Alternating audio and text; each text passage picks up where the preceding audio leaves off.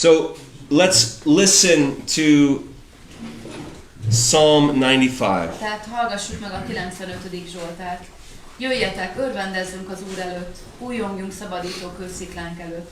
Menjünk eléje hálaadással, újjongjunk előtte énekszóval. Mert nagy Isten az Úr, nagy király minden Isten fölött. Kezében vannak a föld mélységei, a hegyek ormai is az övéi. Övé a tenger, hiszen ő alkotta, a szárazföldet is az ő keze formálta. Jöjjetek, boruljunk le, hajoljunk meg, essünk térdre alkotunk az Úr előtt. Mert ő a mi Istenünk, mi pedig legelőjének népe, kezében levő nyáj vagyunk. Most, amikor halljátok szavát, ne keményítsétek meg szíveteket, mint Meribánál, amikor Masszánál voltatok a pusztában, ahol megkísértettek engem őseitek, próbára tettek, bár látták tetteimet. 40 évig bosszankodtam arra a nemzedékre, és ezt mondtam. Tévejgő szívű az a nép, nem ismeri útjaimat. Meg is esküdtem haragomban, hogy nem mehetnek be a nyugalom helyére. Come, let us worship and bow down. Gyertek, dicsérjük az Urat és boruljunk le. And if you hear his voice today, És hogyha halljátok ma az ő hangját, and I think if it's your heart's desire to hear his voice, I think he will speak. és azt gondolom, hogyha az a szívünk vágya, hogy halljuk az ő hangját, akkor ő szólni fog. If you hear his voice, Hogyha halljuk az ő szavát, listen, akkor figyeljünk oda, obey. és engedelmeskedjünk. He has a plan, Van terve, and it's a good one. és ez egy jó terv. Let's worship him. Dicsérjük az Urat. We all, if you've read the Bible, we all have this concept that glorifying God is a good thing. Hogyha olvastad a Bibliádat, akkor talán mindannyian egyetértünk abban, hogy az Istent dicsérjük, magasztaljuk, az egy jó dolog. That somehow we were created for His glory, right? We kind of understand that. Hogy megértjük azt, hogy ő az ő dicsőségére alkotott bennünket. But I wonder if we know what it means. De azon gondolkoztam, hogy vajon tudjuk-e, hogy ez mit is jelent. What does it mean for us to glorify God? Mit jelent az, hogy mi magasztaljuk az Istent? How can we glorify God in our everyday lives? Hogy magasztalhatjuk őt a mindennapi életünkben? What is it that pleases God? Mi az, ami neki tetsző? Have you thought about that before? Gondolkodtál-e már ezen? I would hate for you to think that only singing is how we worship God. És nem gondolnám jónak, hogyha az lenne mindenkinek az elképzelése, hogy csak énekléssel tudjuk az Urat dicsérni. Or that God is only glorified on the Lord's Day, Sunday. Vagy pedig, hogy az Urat csak vasárnap tudjuk magasztalni, vagy akkor lehet. What is it that glorifies God in your life on Monday and on Tuesday? Mi az, ami az Urat magasztalja a te életedben hétfőn, vagy kedden? On Thursday, Friday. Vagy csütörtökön, vagy pénteken? Well, I think we could probably come up with a very long list of things that glorify God. Azt gondolom, hogy egy elég hosszú listát állíthatnánk össze arról, hogy mik ezek a dolgok. I actually believe that it's not that difficult to please God. Én azt gondolom, hogy igazából nem annyira nehéz Istennek tetsző dolgokat He's not like your boss who just can't be pleased. Nem olyan, mint egy főnök, akinek nem lehet kedvére tenni.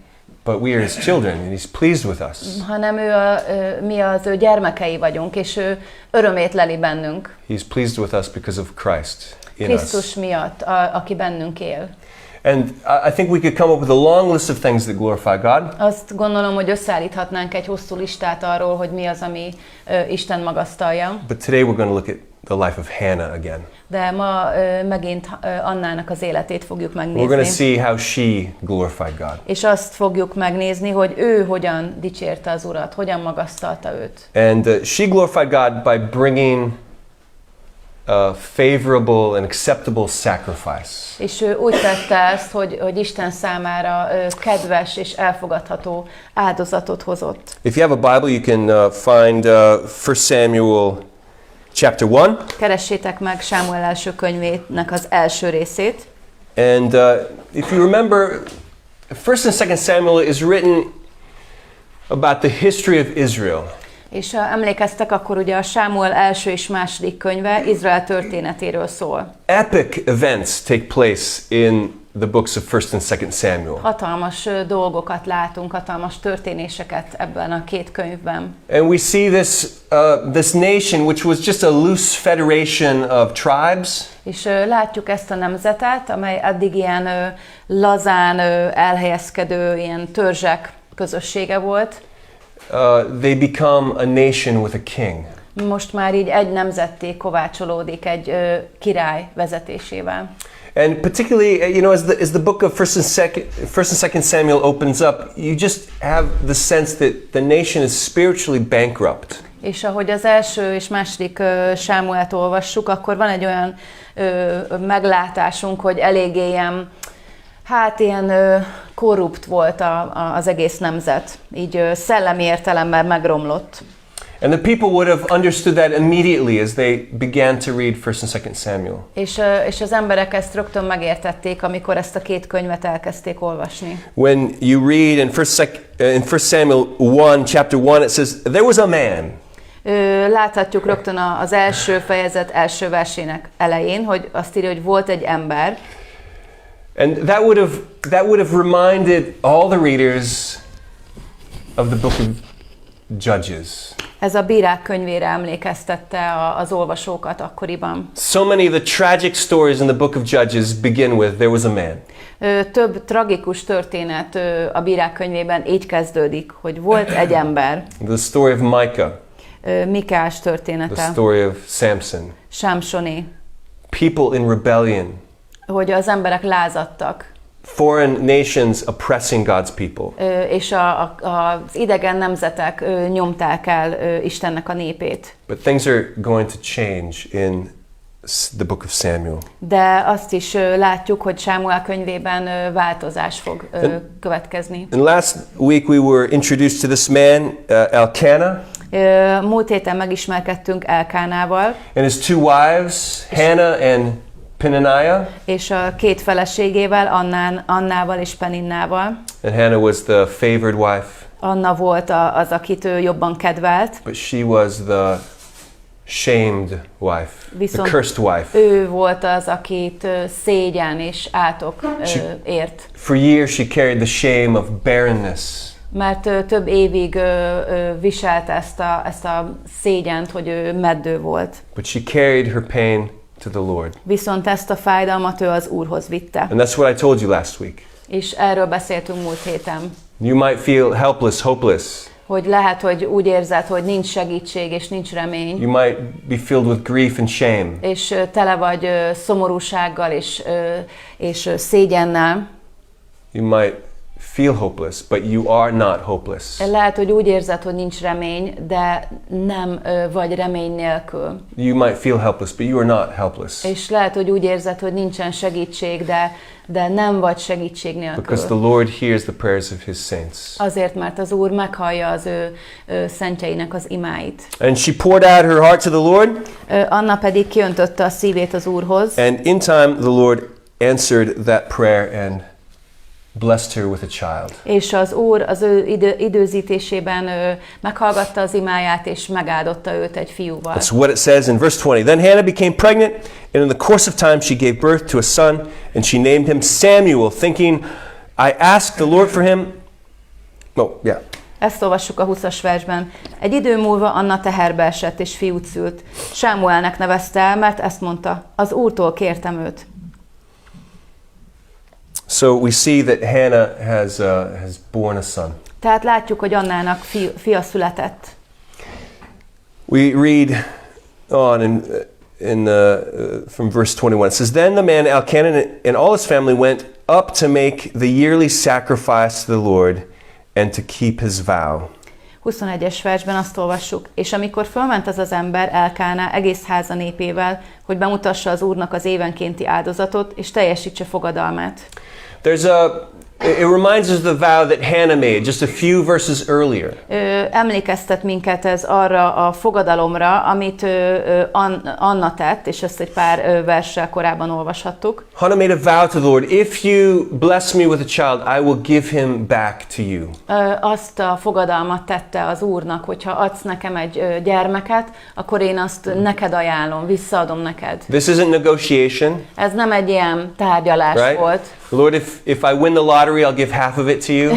Uram, ha megnyerem a lottót, a fele nyeremény a tiéd. This is complete sacrifice. Nem, ez teljes áldozat volt részéről. Consecration. Odaszánás. Hannah understood that all that she was and had, all her hope was in the Lord. Anna felismerte azt, hogy mindene, ami van, minden reménysége az az Úré volt. And Elkanah is a similar righteous man in this story. És Elkánát úgy látjuk, hogy ő is nagyon istenfélő ember. One of the few in Israel at the time. Izraelben akkoriban nem túl sok ilyen ember volt. And he had also made vows to the Lord. Ő is fogadalmat tett az Úrnak.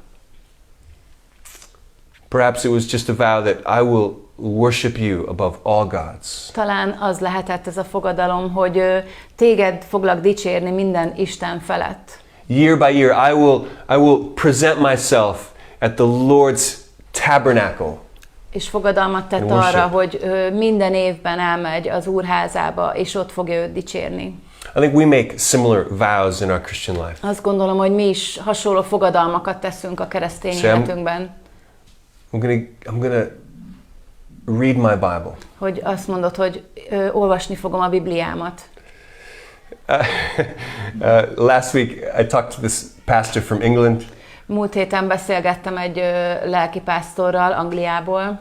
And he said, Lord, I'm going to sit and meditate every day. És ő azt mondta az Úrnak, hogy Uram, minden nap leülök és gondolkodom, elmélkedem a Te igédről. Or kill me. Vagy ölj meg, ha nem így teszek. It was a vow. Tényleg fogadalmat tett. This is what I want. Nagyon komolyan vettem. Life is not worth living without you. Hogy ő ezt akarja csinálni, és azt mondta az Úrnak, hogy az élet nem érdemes arra, hogy éljem, hogyha te nem vagy benne. Invite me into your presence or kill me. Hívd be a te jelenlétedbe, vagy ölj meg. A complete consecration of his life. Ő teljesen odaszánta az életét az Úrnak. It's important that we don't negotiate with God. És fontos, hogy ne tárgyaljunk, vagy alkudozzunk Istennel. But it's very important that we consecrate our lives to Viszont az nagyon fontos, hogy oda szánjuk, oda tegyük az életünket. And sometimes we do that through vows. És néha ezt ilyen fogadalmakon keresztül tesszük. I believe baptism is a vow. Hiszem, hogy például a bemerítkezés egy ilyen fogadalom. Jesus is my Lord. I'm following him. Hogy azt mondjuk, hogy Jézus az Urunk, és őt követjük. I've turned my back on sin. És hátat fordítunk a bűnnek. And I've placed my face toward the risen Jesus. És az arcomat rászegezem a feltámadt Jézusra. And we attempt to fulfill those vows day by day in our Christian walk. És minden szándékunk szerint próbáljuk ezeket a fogadalmakat megtartani a keresztény életünkben. So after the birth of Samuel, Elkanah goes up for his yearly celebration. Tehát Sámuel megszületik, és utána Elkána fölmegy erre az éves áldozatra. But Hannah did not go up with them because she had told her husband, "Not until the boy is weaned, then I will bring him, so that he may appear before the Lord, and he will remain there from then on." Anna nem ment el, hanem ezt mondta férjének: majd az elválasztása után viszem el a gyermeket, hogy megjelenjék az Úr előtt, és végleg ott maradjon. So Samson was still young. Sámuel.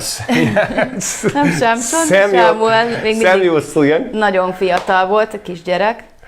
And Hannah said, I won't go up quite yet. Anna azt mondja, hogy én még nem mennék most el veletek, but I will. De majd később el fogok. Now, I've tried to show you that Elkanah was a godly man. Próbáltam azt megmutatni nektek, hogy Elkána egy istenfélő ember volt. Because after last week you might not have seen that. Mert lehet, hogy a múlt hét kapcsán nem annyira ezt láttátok. After all, he was a man with two wives. Ugye eleve 2 felesége volt. And he wasn't very good at comforting his wife. Nem volt túl jó abban, hogy megvigasztalja a feleségét. You remember his wife was crying? Emlékeztek, hogy ugye sírt Anna. And he said, "Why are you crying? És azt mondja, miért sírsz? Am I not better than 10 sons?" Nem érek el én többet neked 10 fiúnál. We might get the picture that he's not very compassionate. Talán azt a képet kapjuk róla, hogy nem túl együttérző. But in the book of Leviticus, a husband had the right to negate a wife's vow. De a 3. Mózesben azt látjuk, hogy egy férfinek joga volt megsemmisíteni a nőnek az akaratát, mármint a feleségének. A fogadalmát, bocsánat, nem az akaratát. So if in worship, if the wife promises to give away the family farm, the wife decides to give the family farm például away. ugye mondjuk a feleség úgy döntött, hogy eladja vagy elajándékozza a családi birtokot. The husband could say no. Akkor a férjnek úgymond ilyen vétójoga volt, vagy mondhatta azt, hogy nem, hogy ne tedd. Just a picture of the headship of the husband in a family. Ugye azt tükrözi ezt, ahogy az Úr így elrendezte a családon belüli rendet, hogy a férj legyen a vezető. I don't believe that the husband should be the ruler. Nem arról beszélek, nem abban hiszek, hogy a férj legyen egy ilyen uralkodó a családban. That he should make all the decisions without consideration of his wife. Hogy minden döntést ő hozzon úgy, hogy a feleségének a véleményére nem kíváncsi. But we also believe that the Bible doesn't teach that men and women are equal in their function. De a Biblia nem azt tanítja, hogy a férfi és a nő minden szerepében ugyanolyan, vagy egyező, vagy egyenlő szerepeket kapott. They're certainly equal in their value. Természetesen értékében, teljes mértékben egyenértékű, tehát ugyanolyan értékes. But when God made Eve, he said she was to be a helper to Adam. De ugye Éva megteremtésekor az Úr azt mondta, hogy ő Ádámnak legyen a segítőtársa. And some women don't like that. I don't want to be a helper, I want to be the boss. És vannak nők, akik inkább azt gondolják, hogy ők nem annyira segítőtársak lennének, inkább ők lennének a főnökök. And some husbands think that gives me the right to tell my wife what to do. És vannak olyan férjek, akik azt gondolják, hogy jó, hát akkor ez azt jelenti, hogy megmondhatom a feleségemnek mindig, hogy mit csináljon. They're both wrong. De ez mind a két nézőpont helytelen. If God has provided you men with a helper, hogyha titeket, férfiakat az Úr megáldott azzal, hogy adott mellétek egy segítőtársat, you would be stupid not to access that help. Akkor bolondok lennétek, hogyha nem élnétek ezzel a lehetőséggel, hogy van egy segítőtök.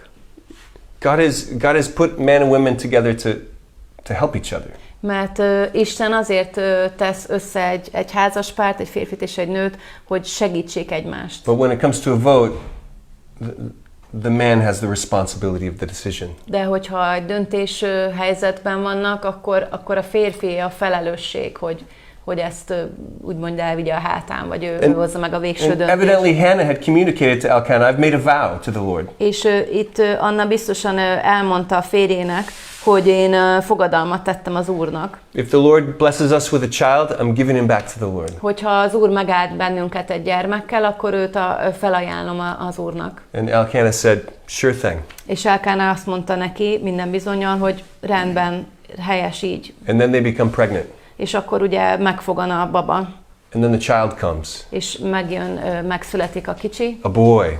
Ráadásul egy fiú. The first boy child from his favorite wife. Ő az első fiú a kedvenc feleségétől. Think of Joseph. Gondoljunk Józsefre. That was Jacob's first son from his beloved wife. Ugye Rachel. ő volt Jákobnak a szeretett feleségének, Ráhelnek az első fiú gyermeke. That was the son, even though he was number 11, that was the son who got the coat of many colors. Még akkor is, hogyha sorrendben úgymond már a 11. fiú volt, de attól a feleségtől az első, és ő kapta ugye ezt a színes, szőttes kabátot. So we're not talking about like just another child. Tehát nem csak egy ilyen bármilyen gyermek születéséről beszélünk. And when the child comes, és amikor megérkezik a baba, this is how Elkanah responds in verse 23. He says, then her husband Elkanah said to her, do what you think best. A 23-as versben azt látjuk, hogy a férje Elkanah ezt felelte neki. Tégy úgy, ahogy jónak látod. Boy, I know my wife would probably enjoy it if I would say that more often to her. Azt gondolom, a feleségem nagyon örülne neki, hogyha ezt többször használnám, ezt a kifejezést. Just do what you think is best. Csak tégy úgy, ahogy jónak látod. I'm not going to try to correct you. Nem próbálom kijavítani azt, amit gondolsz. Do what you think best. Tégy úgy, ahogy a legjobbnak látod. I trust your spiritual discernment. Megbízom abban, hogy a szellemi ítélőképességed szerint jól döntesz. So stay until you have weaned him. Tehát maradj itthon, amíg elválasztod. Only may the Lord fulfill his promise. Csak az Úr tartsa meg ígéretét. Now, this indicates that even Elkanah has some indication that there's some promises yet to be fulfilled. Ez azt mutatja, hogy Elkána valószínűleg úgy látja, hogy vannak ígéretek, amiket az Úr majd még a jövőben meg fog tartani. We're going to see by the end of our Bible study today that Hannah for sure has an idea that God is doing something new. És látjuk majd a bibliaóra vége felé, hogy Anna biztos abban, hogy Isten valami újat fog tenni. God is on the move. Hogy Isten munkálkodik, hogy ő mozdulni fog. And it seems that Elkanah also believes that. És úgy tűnik, hogy Elkána is osztja ezt a véleményt. So the woman stayed and nursed her son until she had weaned him. Otthon maradt tehát az asszony, és szoptatta a fiát, amíg el nem választotta. Then verse 24, then she took him up with her as soon as she had weaned him, along with 3 bulls and an ephah of flour and a container of wine. She came to the Lord's house at Shiloh, and the boy was with them. Miután elválasztotta, elvitte magával, és vele együtt vitt egy 3 éves bikát, egy vékalisztet, meg egy tömlőbort, és bevitte az Úr házába, Silóba. A gyermek még kicsiny volt. So they go up for their regular time of worship. Tehát felmennek a rendszeres vagy a szokásos dicsőítésre. Samuel was probably 3 years old. Sámuel úgy gondoljuk, hogy 3 év körül van. So this is 4 years after Hannah prays in the temple. Nagyjából 4 évvel azután zajlik ez, miután Anna ott imádkozott a templomban. Do you remember what you were praying 4 years ago? Emlékszel olyan dolgokra, amiért 4 évvel ezelőtt imádkoztál? I just think 4 years is a long time. Azt gondolom, hogy a 4 év az elég hosszú idő. It's maybe a long enough time for Hannah to kind of forget that she made a vow. Az is lehet, hogy ugye elég hosszú ez az idő, hogy Anna akár el is felejthette volna, hogy milyen fogadalmat tett. Long enough time to really bond with this little child. És egy elég hosszú idő ahhoz, hogy nagyon hozzánőjön a szívéhez ez a kisbaba. It's long enough time to maybe reconsider. És talán a hosszú idő ahhoz, hogy talán meg is gondolja magát. Maybe I don't have to give him to the Lord. Talán nem kéne mégsem az Úrnak adnom. Verse 25, they slaughtered the bull, then they brought the boy to Eli. 25-ös vers. Akkor levágták a bikát, a gyermeket pedig bevitték Élihez. She said, my Lord, just as surely as you are alive, my Lord, I am the woman who previously stood here with you in order to pray to the Lord. Az asszony ezt mondta, kérlek, uram, az életemre esküszöm, uram, hogy én vagyok az az asszony, aki itt állt melletted, és imádkozott az Úrhoz. Wonder if Eli remembers. Azon gondolkozom, vajon Éli emlékszik erre az asszonyra. But she remembers the details. De az asszony minden bizonnyal emlékszik a részletekre is. Verse 24, for this boy I prayed, and the Lord has given me the request that I asked of him. 27-es vers. Ezért a gyermekért imádkoztam, és az Úr teljesítette kérésemet, amivel hozzáfolyamodtam. Verse 28 reiterates the vow. 28-as versben újra olvashatjuk a fogadalmat. So I also dedicate him to the Lord. For all the days of his life, he is dedicated to the Lord. 28-as vers, ezért most én is kérésemnek megfelelően felajánlom őt az Úrnak. Legyen egész életére az Úrnak ajánlva.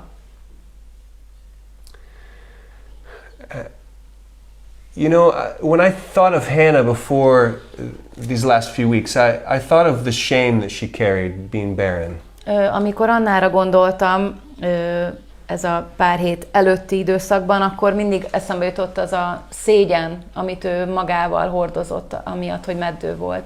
And I felt sorry for her. És sajnáltam őt.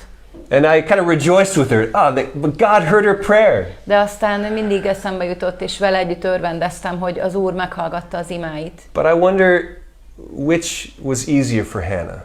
De azon gondolkozom, hogy melyik volt számára könnyebb. The bearing of the shame for years? Az, hogy évekig hordozta ezt a szégyent. Or this moment? Vagy ez a pillanat. I dedicate him to the Lord for all of his days. Hogy felajánlom őt az Úrnak egész életére. Her very hope az ő reménysége of, motherhood. Az, hogy ő anya lehet. The one thing, that she succeeded at. She had one baby boy. Hogy a legnagyobb öröme, vagy az a siker, úgymond, amit megélt, hogy van egy fiú gyermeke.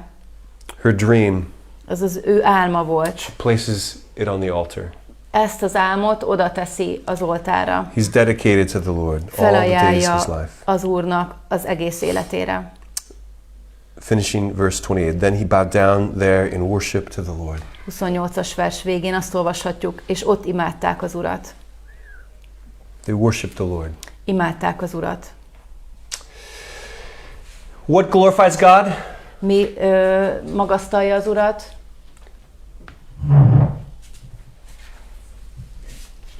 Paul says that we should present our bodies as living sacrifices. Pál azt mondja, hogy ajánljuk fel magunkat az Úrnak, mint élő áldozat. A living, acceptable sacrifice. Élő és elfogadható áldozat. Now, I also had a conversation last week with an expert of Leviticus. Volt egy másik beszélgetésem is az elmúlt hétben egy ószövetségi harmadik mózesi szakemberrel. Now, I don't know that I've ever met an expert in the book of Leviticus. Nem tudom, hogy korábban találkoztam-e bárkivel, aki konkrétan a 3 Mózesnek a kutatója, szakértője if volt. you've walked with the Lord a few times, maybe you've read it once or twice. Talán életed során, ha már egy ideje az Úrral jársz, úgy egyszer-kétszer már elolvastad ezt a könyvet. And after you've read it once or twice, you think, maybe I don't have to read that again. Maybe I could skip over that one. És legközelebb talán arra gondolsz, hogy hát nem hiszem, hogy még egyszer el akarnám olvasni. Talán úgy elég volt ennyi. But he told me about the burnt offering. De beszélt ez az ember nekem az égő áldozatról. And how it's a picture of us. És hogy ez mennyire minket tükröz, rólunk szól. The burnt offering is the offering that ascends. Ez az égő áldozat, ez egy olyan áldozat, ami így felszáll az Úrhoz. That's the literal Hebrew word. It ascends. Ez a konkrét héber szó, amit itt használ az ige, hogy felszáll. And the burnt offering, the animal in its entirety is placed on the altar. És ennél az áldozatnál az adott állatot így teljességében, teljes mértékben felajánlják az Úrnak, and it's burnt. És elégetik.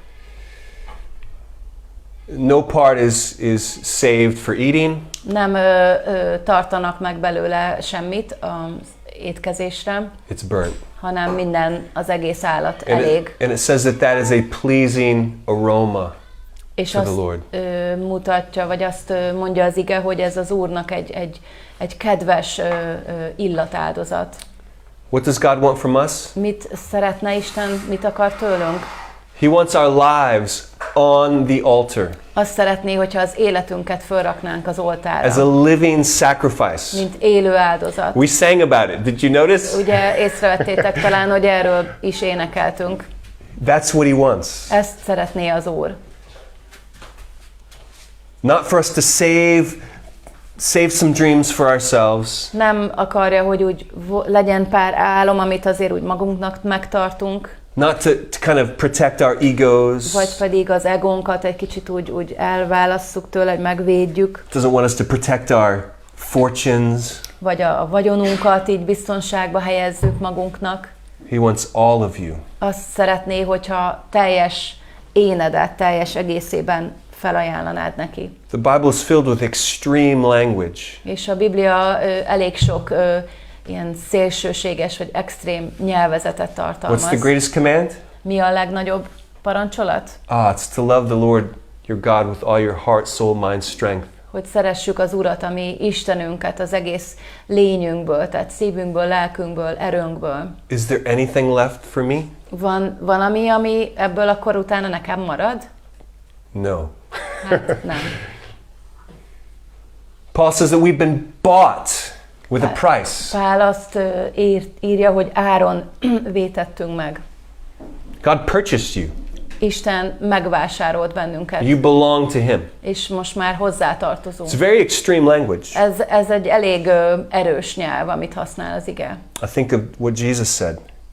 Hogyha belegondoltok, hogy mit mondott Jézus. Whoever seeks to hold on to his life, hogy aki a saját életét meg akarja tartani, will lose it. az elveszíti. But whoever loses their life for my sake, de bárki, aki elveszíti az életét, én érettem, will find life. az életet talál. That person will live. Az az ember az élni fog. Very extreme language. Ez egy elég erős nyelvezet. I also think of David. Dávidra is gondolhatunk.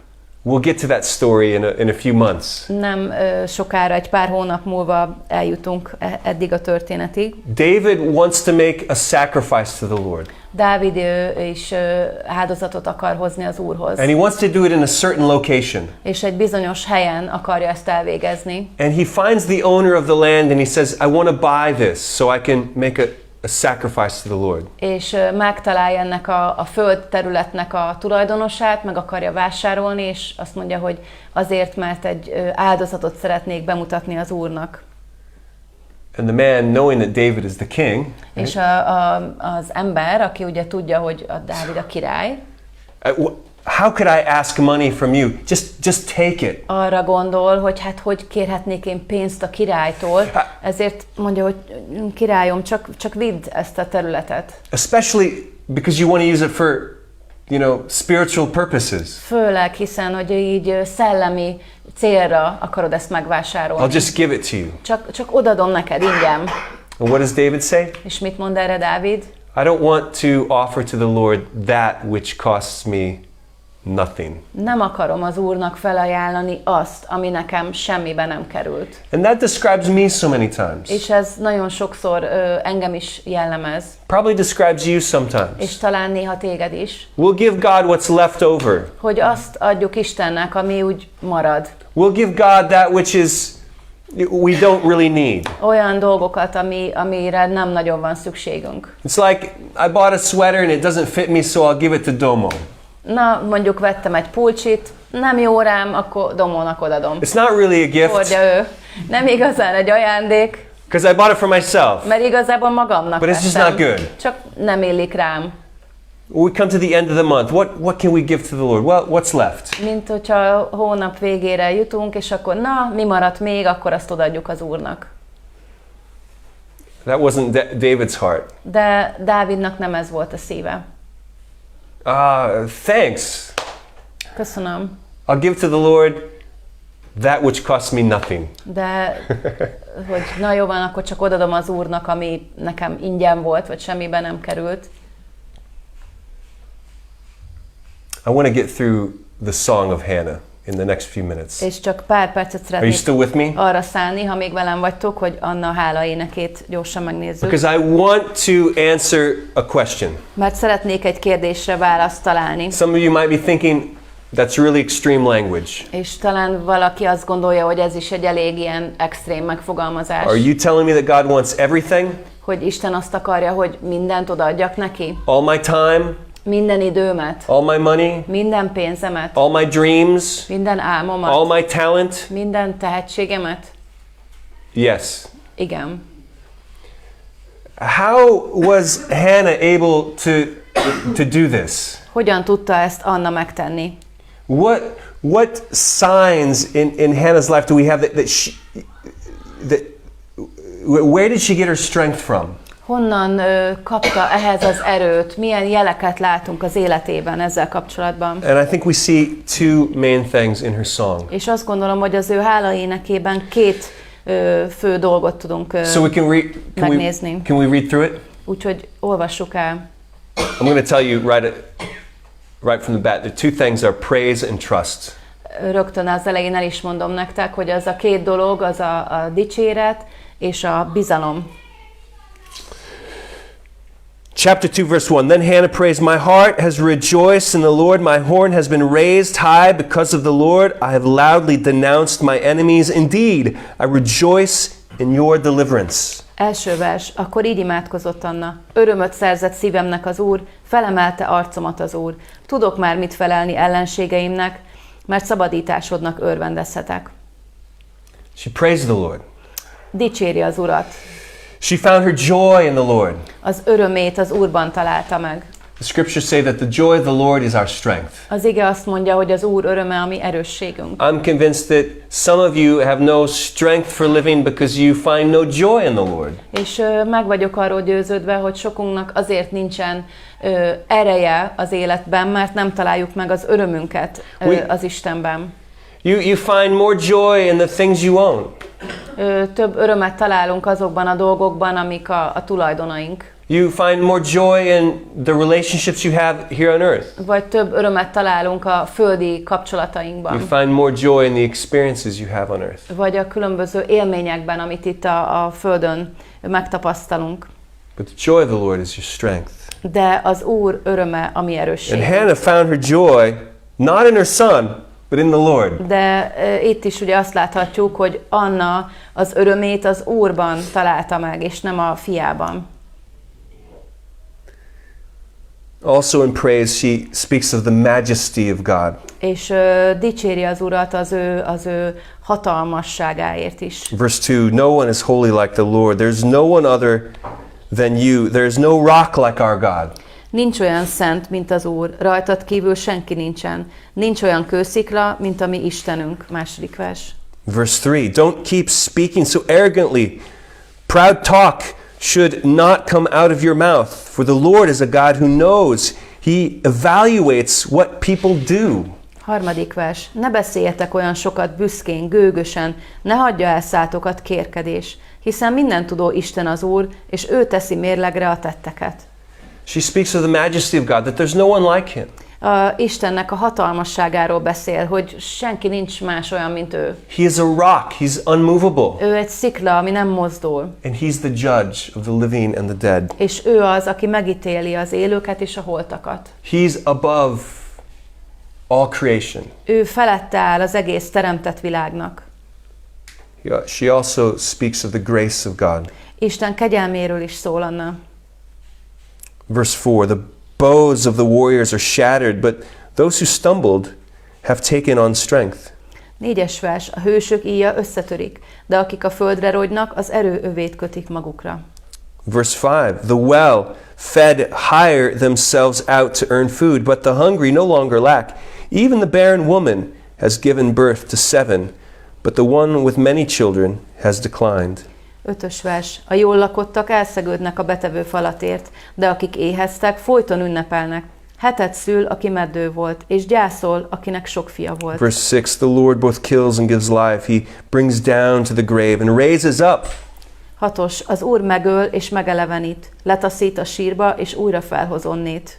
Verse 7, the Lord impoverishes and makes wealthy. He humbles and he exalts. 7-es, az Úr tesz szegénnyé és gazdaggá, megaláz és felmagasztal. In the first part of verse 8 says, he lifts up the weak from the dust. He raises up the poor from the ash heap to seat them with princes.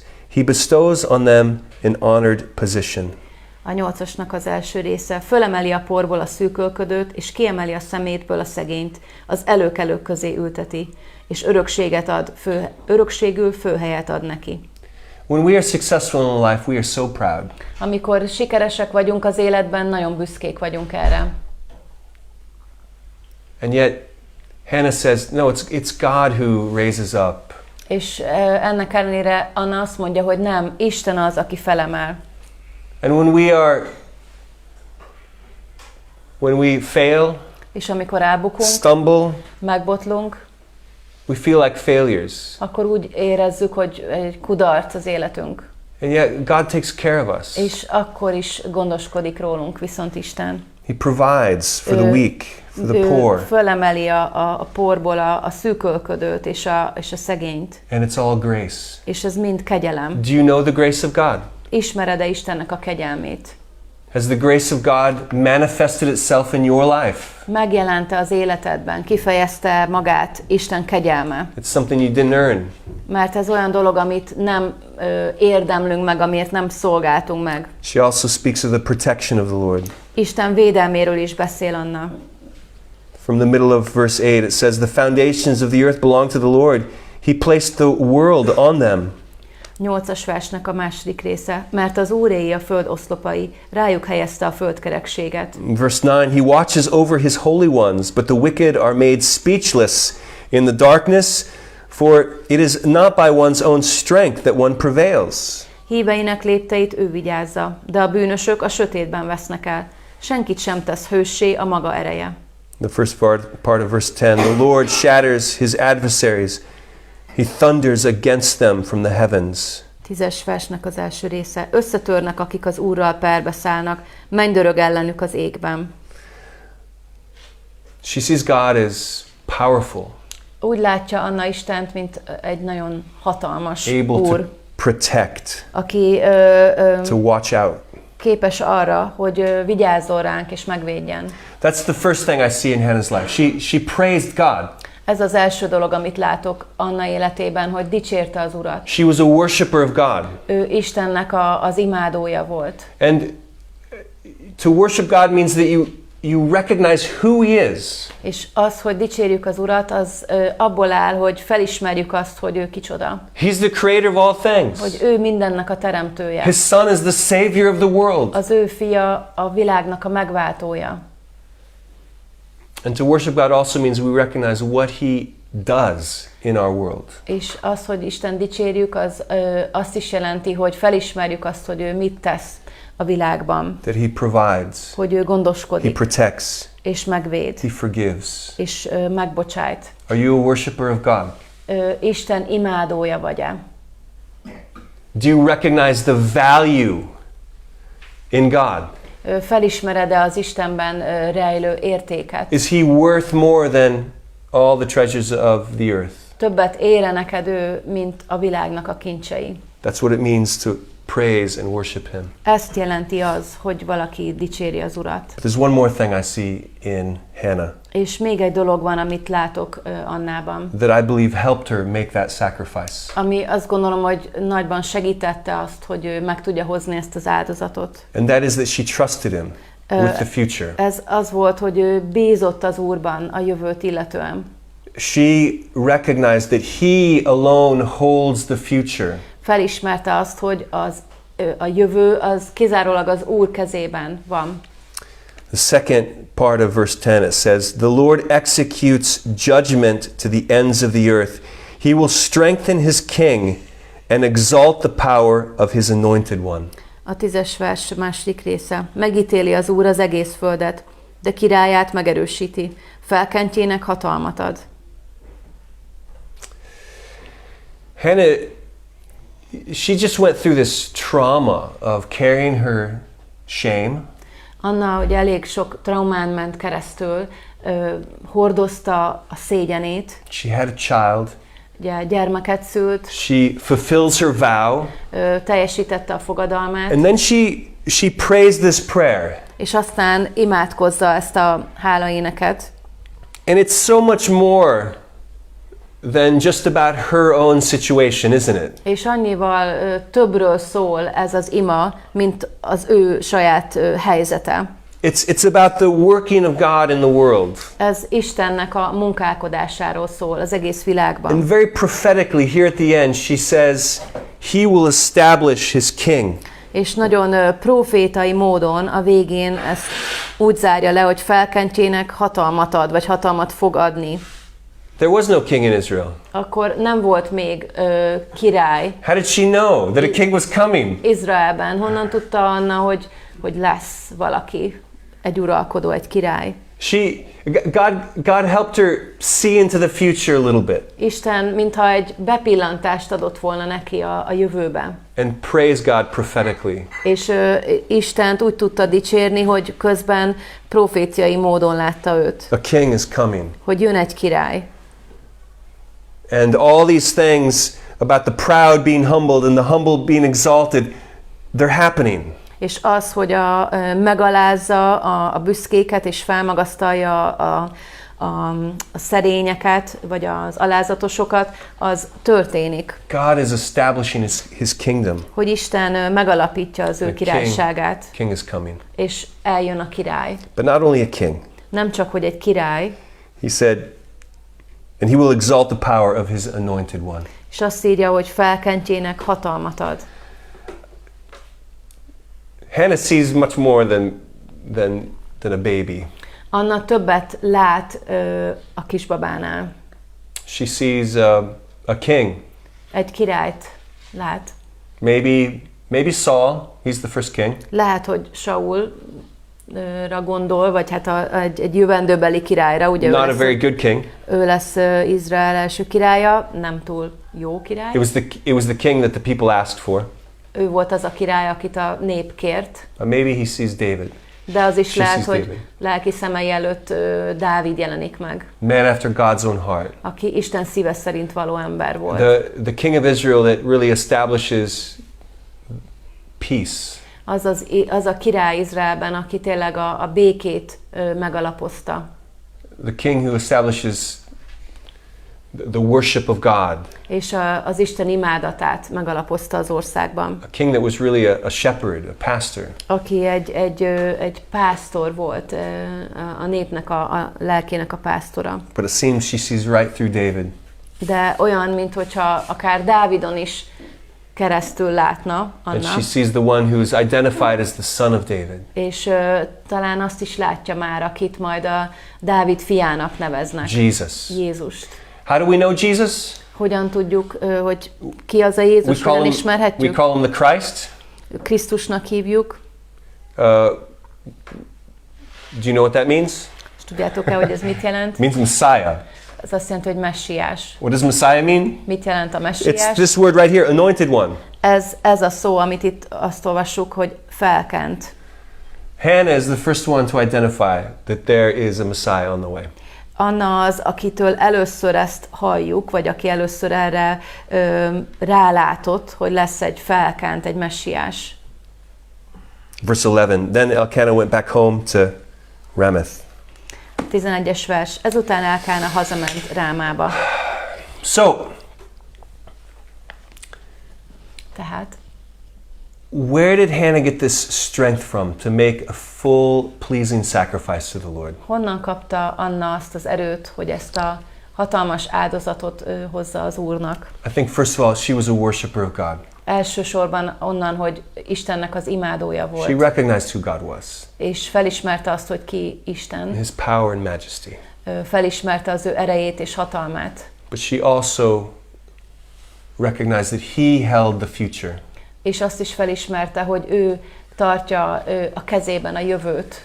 She understood that her little story was not insignificant.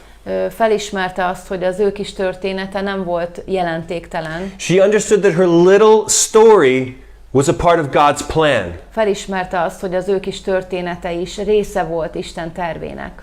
I wonder, do you understand that your story is a part of God's plan? És azon gondolkozom, hogy vajon mi felismerjük el, hogy a mi kis történetünk is része Isten tervének. Our lives seem so insignificant sometimes, don't they? Hogyha belegondolunk, néha annyira jelentéktelennek tűnik az életünk, nem? Thousands of years of human history. Hogy ránézünk az emberi történelem több ezer évére. Billions of people on the planet. Hogy hány milliárd ember él a világon. So many with power, and we're not them. Hogy mennyien köztük hatalmasok, vagy hatalommal bírók, és hát mi nem vagyunk ilyenek. And here we are in a town that nobody outside of Hungary has ever heard of. És itt vagyunk egy olyan városban, amiről úgy Magyarországon kívül sokan nem hallottak.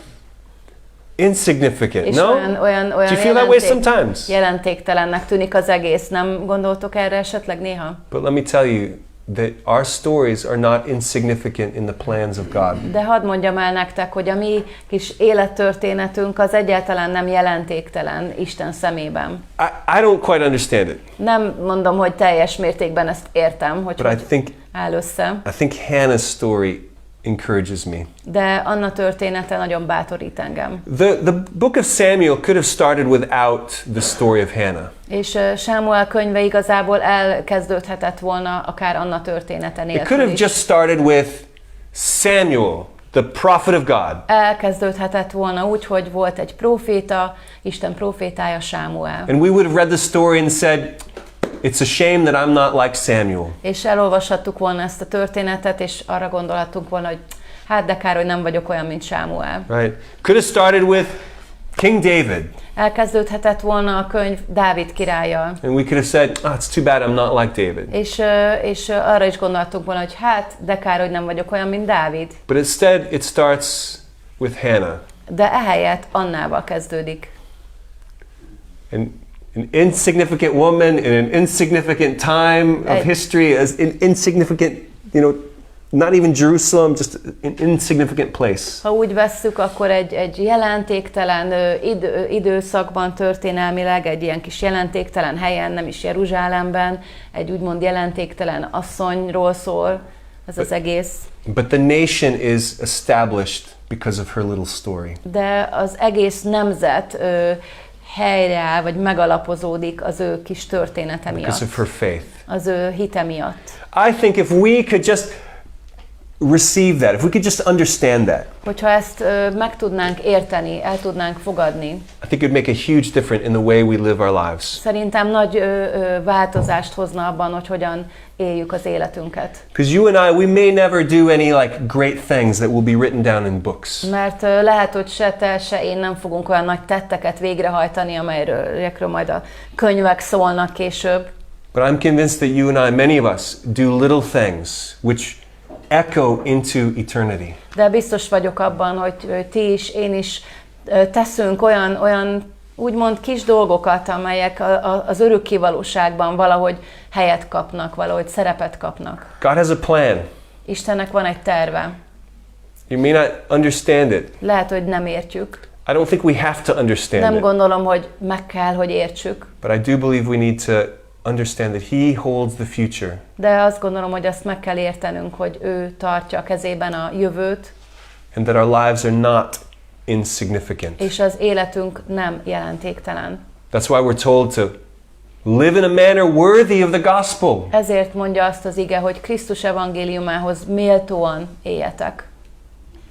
That's why we're told to be holy like our God is holy. Ezért mondja azt az ige, hogy legyünk szentek, ahogy a mi Urunk szent. Because He has a plan. Mert terve van. And He wants to do things in and through you. És szeretne benned és rajtad keresztül is tenni dolgokat. He wants to establish His kingdom in you. Szeretné megalapozni az ő országát benned. Do you understand? Értitek-e? And isn't it great that God used this woman, Hannah? És mennyire bámulatos és csodálatos, hogy Isten ezt az egyszerű asszonyt, Annát használta. Lifted out of shame. Akit kiemelt a szégyenből. To fulfill the will of God.